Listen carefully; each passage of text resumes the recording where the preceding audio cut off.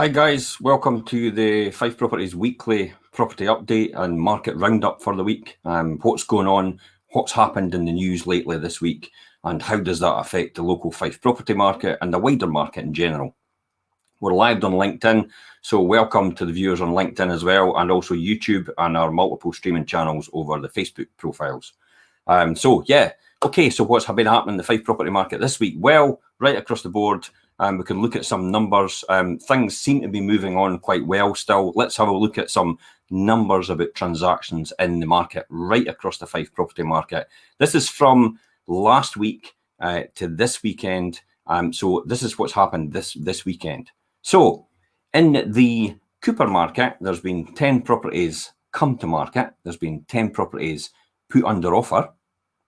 In the East Nuke market, there's been 4 properties come to market. There's been 5 properties put under offer. So again, that's shown, demonstrating what we've done in the last 10 days and the 2 months before as well, that there's still demand is outstripping supply.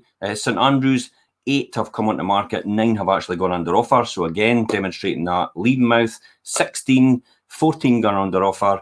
1 week doesn't make a trend to a degree, so we'll look at that as weeks pass on. Dunfermline, 53 have come to market in the Dunfermline area. Now that's Dunfermline as in KY11, KY12 and KY4, which is the Kelty area as well, it takes that into account, and KY13, which is the Kinross area. So that kind of takes that Dunfermline area into account. So that's 53 instructed, that's 48 sold in that time. Glenrothes, 11 instructed, 11 sold in that last week as well. And the Kirkcaldy market, 40 come to market and 35 sold. So overall, 142 sold in the market itself in the week, and 142, instructed, and 132 sold. Now,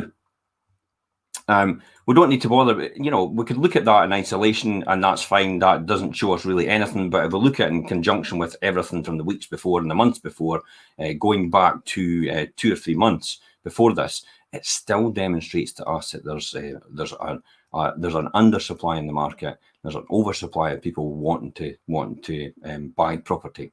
And what's driving that? Well, we've got our thoughts on it. We discussed it on a property show yesterday.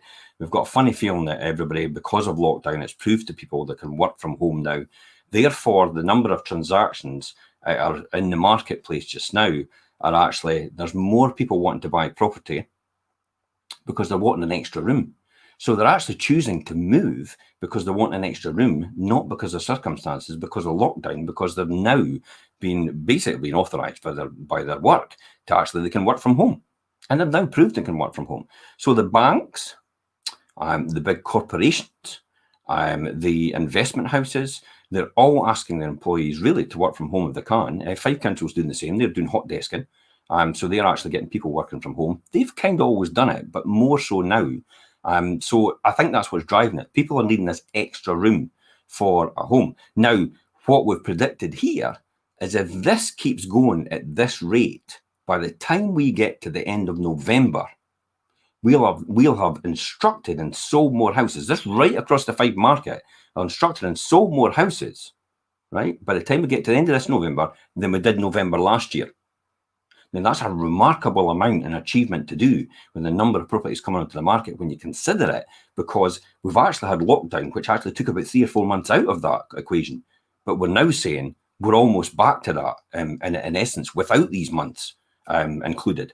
So, that's a big demand that's come to the market. We've seen a lot of instructions come to the market, a lot of inquiries, and we've also sold a lot of properties as well, and that's continuing to go, as you can see from these numbers. We'll take a quick look at the numbers for last year. Just, I kind of like looking at statistics and that and looking at what's been sold. So this is the numbers for the previous year. So last year, Cooper, we sold 200 overall, all the estate agents together and all in the market, and private sellers as well. This is all included. 279 properties were sold in the last year in Cooper. East Nuke, 151.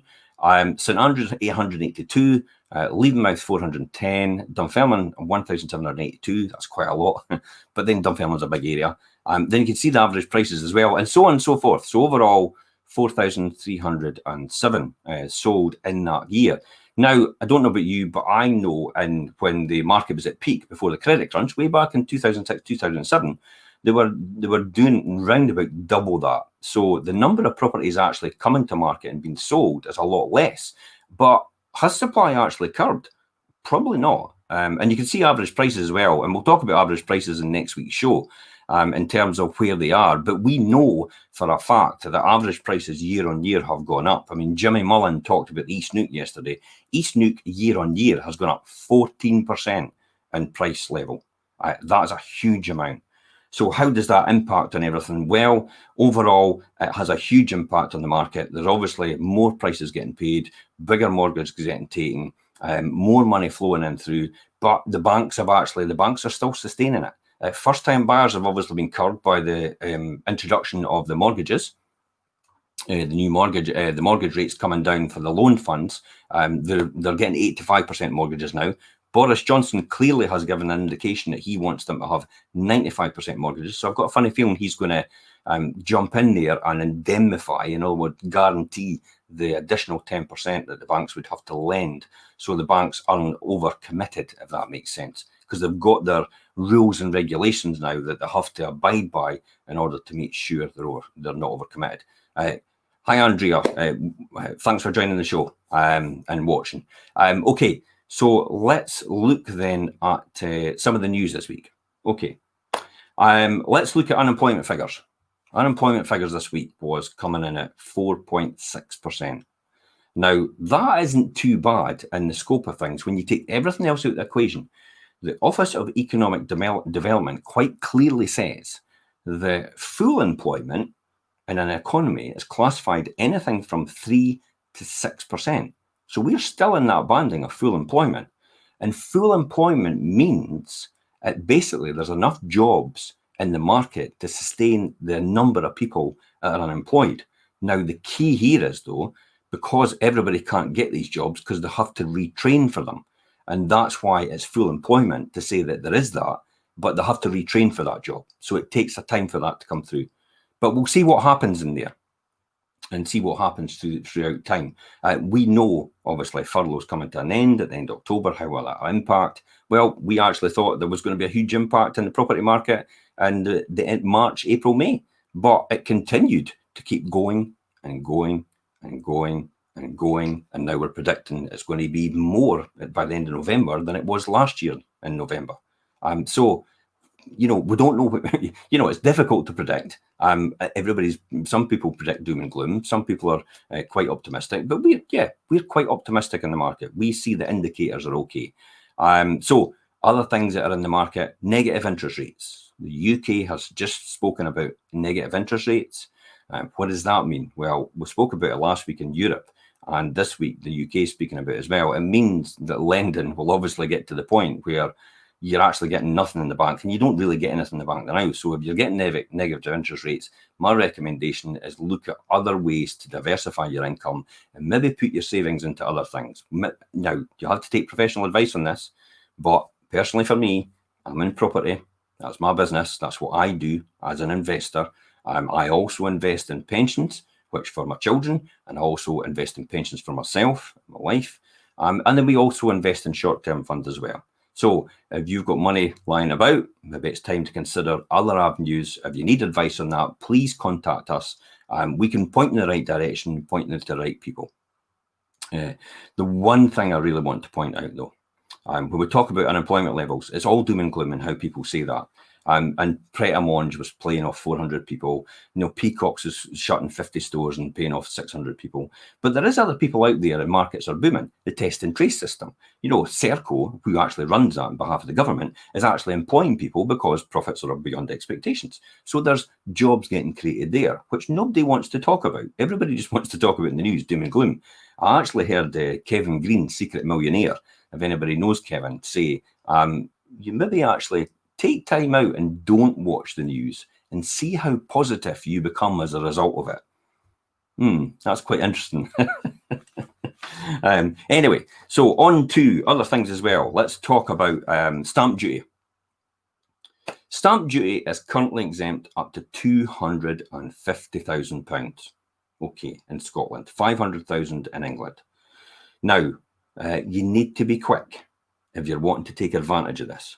And we're thinking, wait a minute, it's the end of March 2021. The stamp duty threshold goes back to normal. I don't personally think it's going to go back to normal. I think they're going to have a rethink when they get to it. But it will at this point in time. They've told us that.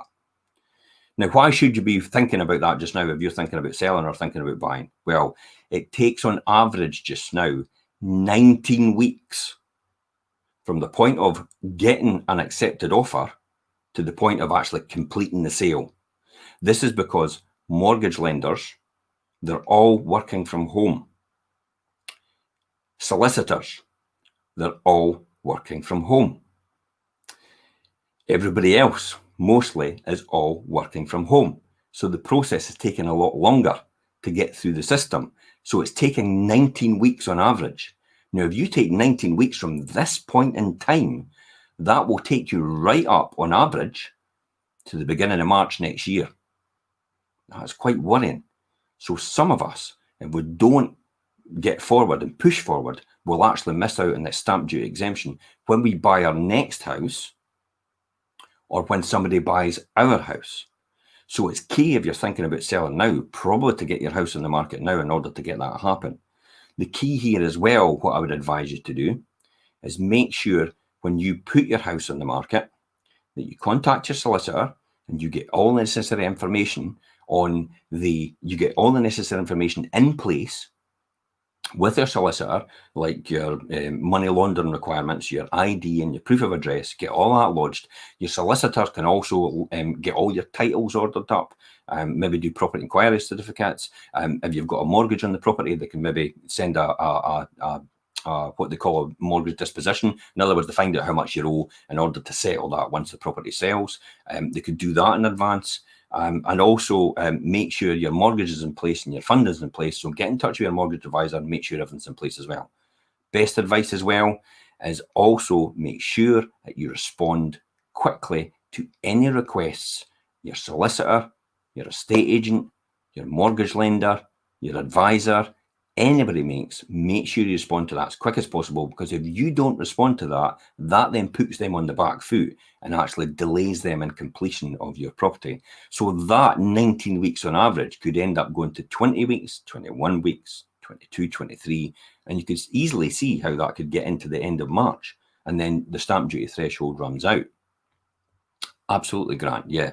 Some solicitors are working at offices and social distancing, obviously, yep, and they're doing hot desking as well in order to do that. So some are working from home, some are still working in offices, but you can make their job so much easier by making sure you get everything in place straight away and make sure you've got all your paperwork in place and make sure they know what you're doing and what your plans are so they can plan for it themselves, and not just a case of saying, I've sold the house, right, let's get the conveyancing done.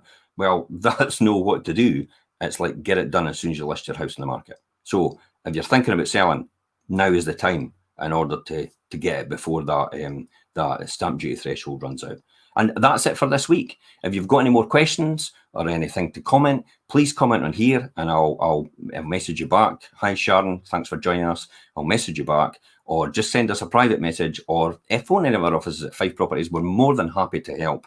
And I'll see you next week at 8 o'clock for the property update in the market of Fife.